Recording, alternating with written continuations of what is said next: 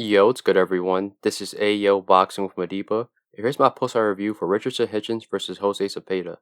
And Richardson Hitchins' jab won him this fight. Going into this fight, I said whoever wins the lead hand battle in the open stance matchup will win this fight because the lead hand establishes range, dictates the distance, sets up effective offense, and most importantly, controls the opponent's lead hand, therefore limiting the opponent's offensive options and making it harder for the opponent to close the distance. And Hitchins' jab did all of those things.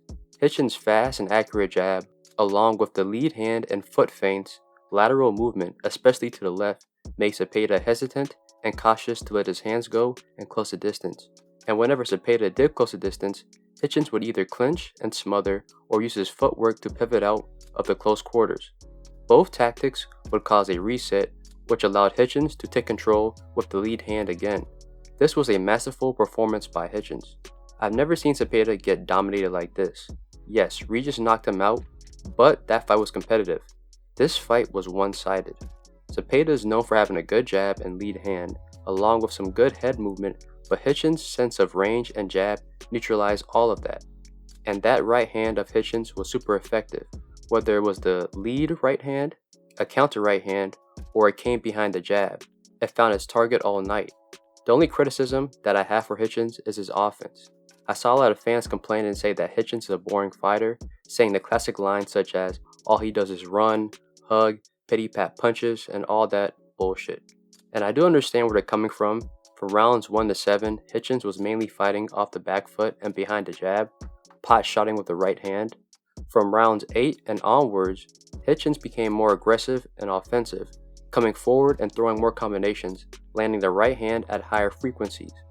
But that aggression was still controlled. I felt like he could have gotten Zepeda out of there at certain points in the fight, like in round 11. Hitchins would even acknowledge this in the post-fight interview, saying that he could have been more exciting, but he did state that Zepeda's power kept him somewhat hesitant as he felt that Zepeda was trying to set him up. But in my opinion, I don't think that Hitchins is a boring fighter. I thought it was a good fight, and I like watching clean, technical performances like this. However, I would like to see Hitchins step up on the aggression and be more comfortable fighting on the inside and attack the body more. If he would attack the body more, I feel like he could have gotten him out of there.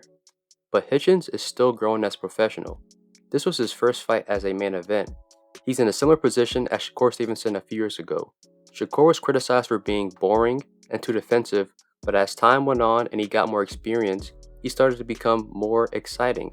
Now you don't see fans complain as much as they did before. The Yoshino fight is a prime example of that, where Shakur was exciting. He stood toe-to-toe at some points, let his hands go, was willing to trade and fight going forward, and was able to stop Yoshino in 6 rounds.